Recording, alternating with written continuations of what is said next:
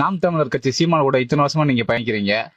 அவரோட இருக்க மறக்க முடியாத சம்பவம் ஏதாவது இருக்கா? சீமான் அண்ணன் கூட பயணிக்கிறதுல ஒவ்வொரு தருணமே மறக்க முடியாத சம்பவமாத்தே இருக்கும். அதுலயும் மிகப்பெரிய ஒரு சம்பவம் சொன்னா, அப்ப நானும் சீமான் அண்ணனும் ஒரே பள்ளிக்கூடத்துலதான் படிச்சோம். சிவகங்கை மாவட்டம் இளையான்குடியில.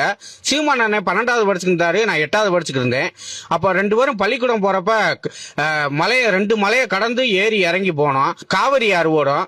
காவிரி ஆற்றுல 2 பேரும் போவோம். அப்ப ஓரமாவே போவோம். அப்ப ஒரு நாள் 2 பேரும் போய்கிட்டு இருக்கப்ப திடீர்னு ஒரு முதல்ல டக்குன்னு வந்துருச்சு. எனக்கு என்ன செய்யறே தெரியல. டபக்குன்னு என்னை முழுங்கிருச்சு.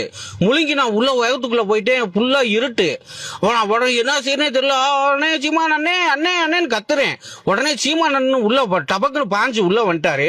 வந்தோடனே எனக்கு உயிரே வந்துச்சு. சீமான் அண்ணன் வந்தோடனே உள்ள டியூப் லைட் எரியற மாதிரி எனக்கு வெளிச்சம் வந்துருச்சு. ஆக நம்ம பொழைச்சுக்கிருவோம்டா அப்படின்னு நம்பிக்கை வந்துச்சு. உடனே சீமான் அண்ணன் என்ன சொன்னாரு, எங்க அந்த சாமுட்ரி பாக்ஸ் அப்படின்னு கேட்டாரு. சாமுட்ரி பாக்ஸ் இந்த இருக்குன்னு சாமுட்ரி பாக்ஸ் எடுத்து கொடுத்தேன்.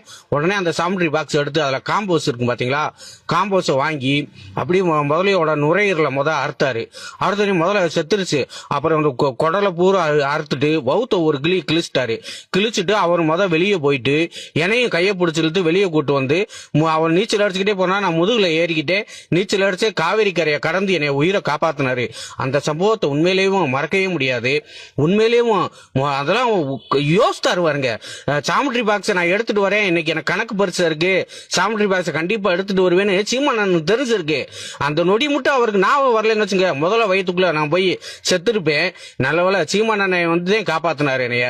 இந்த சம்பவம் என் வாழ்நாள்ல மறக்க முடியாத சம்பவம். தமிழை போற்றி.